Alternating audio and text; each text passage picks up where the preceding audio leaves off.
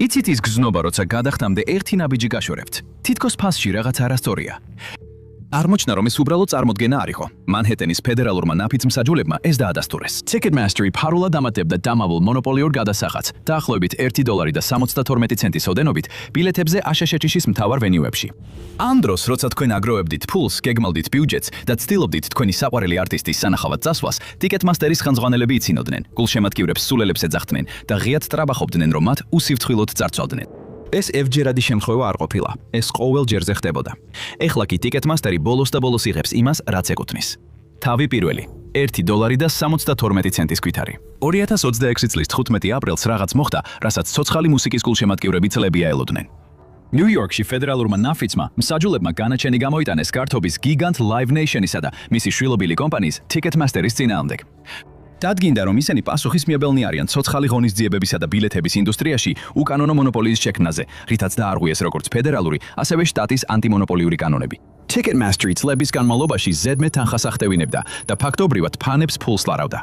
თითო ბილეთზე $1.72. თითქოს ბევრი არ არის, ამ თანხით ყავასაც ვერ იყიდი, მაგრამ საქმე ცალკეულ გადასახადში არ არის.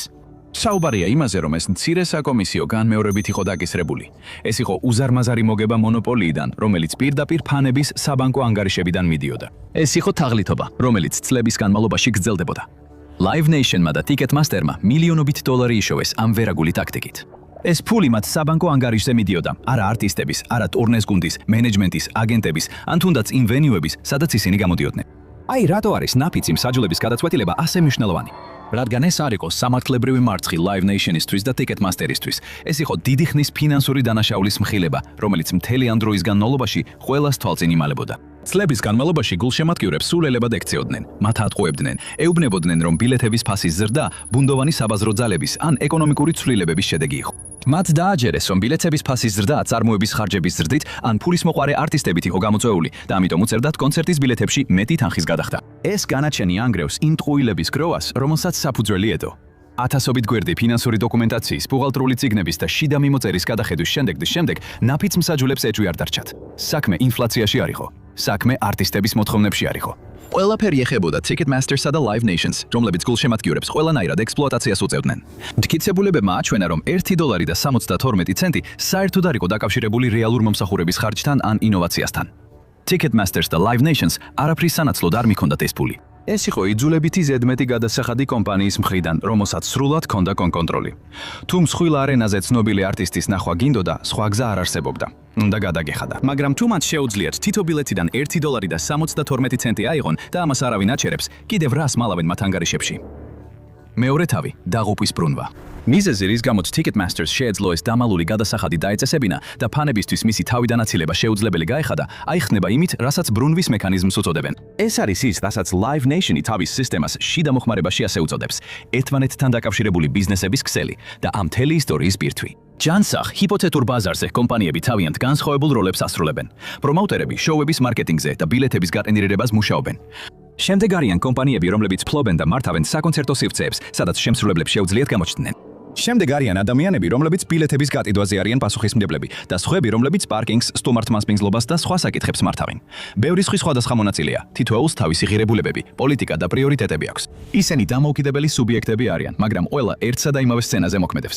ისინი ერთად მუშაობენ და მოლაპარაკებებს აწარმოებენ ერთმანეთთან, რათა შექმნან კონტროლისა და ბალანსის რთული სისტემა, რომელიც მიზნად ისახავს ფასების კონკურენტუნარიანობის შენარჩუნებას მომხმარებლისთვის. როდესაც ერთსა და იმავე ინდუსტრიაში რამდენიმე კომპანია მოქმედებს, ისინი ბუნებრივად ეჯიბრებიან ერთმანეთს და გარკვეულწილად ერთმანეთის კონტროლსაც ახდენენ. თუ ბილეთების კომპანია ზედმეტ გადასახადებს აწაწესებს, საკონცერტო სივრცეები შეიძლება გადაწყვიტონ, რომ მასთან არ ითანამშრომლონ. ბოლოს და ბოლოს მათ უამრავი სხვა არჩევანი აქვთ. და თუ პრომოუტერი არასათანადოდ ან ექსპლუატაციურად იქცევა, არტისტებს შეუძლიათ სხვასთან ითანამშრომლონ. ან თუ ვენიუს ცუდი რეპუტაცია ექნება, ტურის ორგანიზატორები მომავალში მას აირიდებენ. ეს კონკურენცია, რაც კომპანიებს აიძულებს და უბიძგებს, რომ გარკვეულ სტანდარტებს შეესაბამონ. და სწორედ კონკურენცია ინარჩუნებს ფასებს სამართლიან დონეზე ფანებისთვის. ბიზნესებს ესმით, რომ თუ ფასებს ძალიან მაღლა დააკენებენ, მათი კონკურენტები უფრო დაბალ ფასს დააწესებენ. მაგრამ ასე საერთოდ არ მუშაობს ბაზარი Live Nation-ისა და Ticketmaster-ის პირობებში. სასამართლო პროცესის დროს ეს მექანიზმი ყველასთვის აშკარად გამოჩნდა და მტკიცებულებები შოკის მონგრელი იყო. Live Nation უბრალოდ ბილეთების ინდუსტრიაში მონაწილე არ არის, ის თავად არის ეს ინდუსტრია. მისი ფართოდ გაშლილი ქსელი გასართობის სამყაროს ყველა ნაწილს ძრება. ის მართავს არტისტებს, ის ტურნეებს აორგანიზებს. მას აქვს ექსკლუზიური გრძელვადიანი კონტრაქტები ყველაზე დიდ ვენიუებთან და რა თქმა უნდა, ტიკეტმასტერის მეშვეობით ის ყიდის ბილეთებს. Live Nation აკონტროლებს ძირითადი ბილეთების გაყიდვების 86%-ს, უმსხვილეს ვენიუებში მთელ შეერთებულ შტატებში. ეს მონოპოლიაა. Live Nation-ის გავლენა მხოლოდ ბილეთების გაყიდვაში აგერდვაში არ იგრძნობა. ის ასევე მართავს მსხვილი ტურნეების პრომოუშენის ბაზრის 70%-ს, ასევე ბილეთებისა და ღონისძიებების ინდუსტრიის სხვა ქვებაზრების დიდ ნაწილს. როდესაც ერთი კომპანია აკონტროლებს მიწოდებას, ინფრასტრუქტურას და გაყიდვის წერტილს, კონკურენციისა და სამართლიანობის იდეა უკვე ზღაპარივით ჟღერს. როგორ შეუძლია რომელიმე კომპანიას მათთან კონკურენცია? პროკურორებმა პროცესის დროს განაცხადეს, რომ ახალ კომპანიას უბრალოდ უკეთესი აპლიკაციის შექმნა ან ნაკლები საკომისიოს შეთავაზება არ ეყოფა. მათ მოუწევდათ საკუთარი სივრცეების აშენება და საკუთარი არტისტების ხელშეკრულებებზე ხელის მოწერა, მხოლოდ იმისთვის, რომ Live Nation-თან კონკურენციას მიუახლოვდნენ. ეს არის Flywheel-ის ძალამოქმედებაში. ყოველი რგოლი შემდეგს აძლიერებს. სივრცეების ფლობით Live Nation-ს შეეძლო პრომოუშენის უზრუნველყოფა. პრომოუშენის უზრუნველყოფი ველყოფით კი ის ფაქტობრივად ბილეთების გაყიდვის მთავარ წყაროდ იქცა. და ბილეთების გაყიდვის უმეტესობის მართვით მან შეძლო სივრცეებზე კონტროლის შენარჩუნება. ბორბალი სრულ წრეს აკეთებს.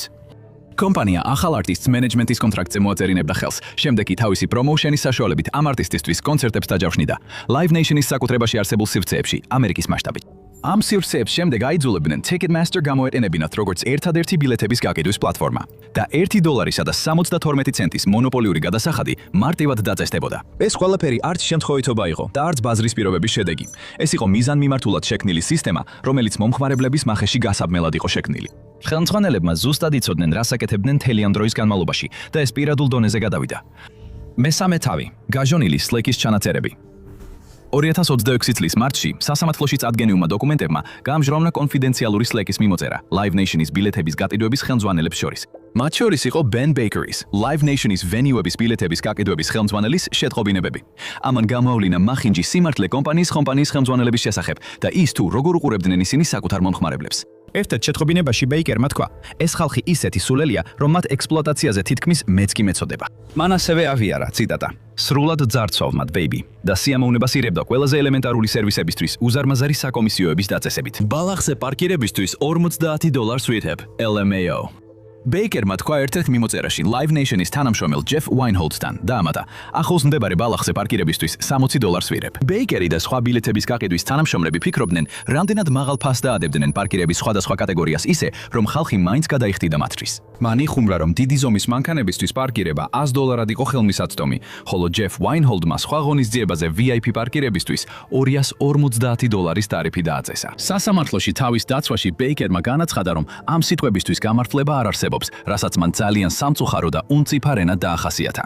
მაგრამ მან აღნიშნა, რომ უბრალოდ გამოხატავდა თავის გაკვირვებას იმაზე თუ რამდენად მზად იყვნენ ადამიანები გადაეხადათ იმ სერვისებში, რომლებიც აუცილებელი არ იყო მათთვის. და ხალხი მხოლოდ შეტყობინებების ენამ არ გააოცა. ეს იყო მათ უკანდგომი კულტურაც. გაჟონილმა ინფორმაციამ მთელ მსოფლიოს აჩვენა, რას ფიქრობდნენ ბეიკერი და მისი კოლეგა მენეჯერები მუსიკის მოყვარულებსა და ღონისძიებებზე დამსწრეებზე. მათი შეტყობინებები არ ეხებოდა იმას, თუ როგორ შეეთავაზებინათ ხარისხიანი სერვისები, სამართლიანი ფასები და გამოცდილება ჩვეულებრივი ფანისთვის. ისინი არ განიხილავდნენ, როგორ გაიუმჯობესებინათ საკუთარი ბრენდი. ეს ყველაფერი მხოლოდ ფულის შოვნას ეხებოდა. ეს ეხებოდა ექსპლუატაციას და შემდეგ დაციმას. ყველა კომპანია არსებობს მოგებისთვის, მაგრამ ის მეთოდები, რაც Live Nation-ში იყო აღწერილი, სრულიად სხვა რამ იყო. ბაზარზე მონოპოლიური კონტროლის პირობებში Live Nation-ს თავის შეკავების მიზეზი არ ჰქონდა. ამის ნაცვლად მან გააძლიერა ის, რასაც კრიტიკოსები დამატებითი ფასების გაბერვის ტაქტიკებს უწოდებდნენ, რაც ბილეთის გარშემო ყველაფრის ფასს ზრდიდა. ეს მხოლოდ ბილეთებსა და ტრანსპორტს არ ეხებოდა. ფანებს დამატებითი ხარჯების მზარდი სია დაატყდათ თავს, პრემიუმ პარკინგის დონეები, VIP განახლებები, დამატებები, ბონუს პაკეტები, არჩევითი დამატებები, ეს არ შეჩერებულა. სია ზომაშიც და ფასშიც იზრდებოდა. ამ ხელმძღვანელებს უბრალოდ სიხარბე არ ამოძრავებდათ. ისინი თავიანთ მომხმარებლებს მხოლოდ ზიზღით უყურებდნენ და ფიქრობდნენ, რომ ყველაფერს დაუსჯელად გააკეთებდნენ. მაგრამ საბოლოოდ მათი ამ პარტავნება იმ ჯგუფის ყურადღებას მიიპყრობს, რომელსაც ვერაფრით იყიდნენ. მეოთხე თავი, დუმილის სანაცვლო მორიგება. წლების განმავლობაში ამ Live Nation-ის ხელმძღვანელების ამ პარტავნება ლოგიკური იყო, რადგან ისინი თავიანთ დანაშაულებს დაუსჯელად ჩადიოდნენ. წელიწლის შემდეგ ისინი თავიანთ მომთმარებლებზე სულ უფრო მეტ და მეტ ფულს აწურავდნენ. Ticketmaster-ის მანქანა შეუჩერებლად მუშაობდა და ღონისძიების დამსწრეებს სხვა გზა აღარ ჰქონდათ გარდა იმისა, რომ ამ სისტემას ახოლოდნენ. მაგრამ 2024 წლის მაისში ყველაფერი ჩამოეშალათ. ASH-ის იუსტიციის დეპარტამენტმა 30 შტატის და ოლქის გენერალურ პროკურორებთან ერთად ანტიმონოპოლიური სარჩელი შეიტანა. მათ განაცხადეს, რომ Live Nation-ს ჰქონდა უსამართლო და უკანონო მონოპოლია ცოცხალი ღონისძიებების სიებების სექტორში. მოგვიანებით სარჩელს სხვა შტატების გენერალური პროკურორებიც შეუერთდნენ. როგორც იქნა ჩანდა, რომ კომპანიას შესაძლოა რეალურად მოუწიოს პასუხისგება. ორივე მხარეს დრო დასჭირდა საქმის მოსამზადებლად, მაგრამ 2026 წლის 2 მარტს პროცესი ოფიციალურად დაიწყო. თუმცა პროცესის დაწყებიდან სულ რამდენიმე დღეში, 9 მარტს, იუსტიციის დეპარტამენტმა გამოაცხადა, რომ მან შეთანხმებას მიაღწია Live Nation-თან. კომპანია გადაიხდიდა $280 მილიონი ოდენობის კომპენსაციას, რომელიც შემდეგ მონაწილე შტატებს შორის გაიყოფოდა. საშუალო ადამიანისთვის 280 მილიონი უზარმაზარ თანხაჯრებს. მაგრამ კომპანიისთვის, რომელიც ყოველწლიურად მილიარდობით $-ის შემოსავალს იღებს, ეს თანხა ოკეანეში წვეთის ტოლფასია. 2023 წლის მონაცემებით Live Nation-მა მხოლოდ იმ წელს 22.7 მილიარდი $-ის შემოსავალი გამოაცხადა. 280 მილიონი კომპანიის წლიური შემოსავლის 1.5%-ზე ნაკლებია. ეს იგივეა, როგორც ვიღაცამ $600 პარკირების ჯარიმა გადაიხადოს, როცა წელიწადში $50,000 გამოიმუშავებს. ეს თითქმის არ გავს დასჯას და არც რაიმე სახის შემაკავებელი ეფექტი აქვს. თუ Live Nation-ი იცის, რომ შეუძლია ხალხის მოტყუება და ამის სანაცვლოდ მხოლოდ მოგების მცირე ნაწილი გადაიხადოს, მაშინ ამას გააგრძელებს. ეს არ იყო ჯარიმა, ეს უბრალოდ ბიზნესის ხარჯი იყო. ეს იყო გზა, რომ კორპორაციას შეენარჩუნებინა მონოპოლია, აეცილებინა შემდგომი გამოძიება მისი არაკეთილსინდისიერი ტაქტიკების მიმართ და დაბრუნებოდა ექსპლუატაციის ბიზნესს. გარდა იმისა, რომ ასე არ მოხდა, რადგან როცა ASH-ის იუსტიციის დეპარტამენტმა ვერ შეძლო მოქმედება, ცალკეულმა შტატებმა აიღეს ინიციატივა საკუთარ თავზე.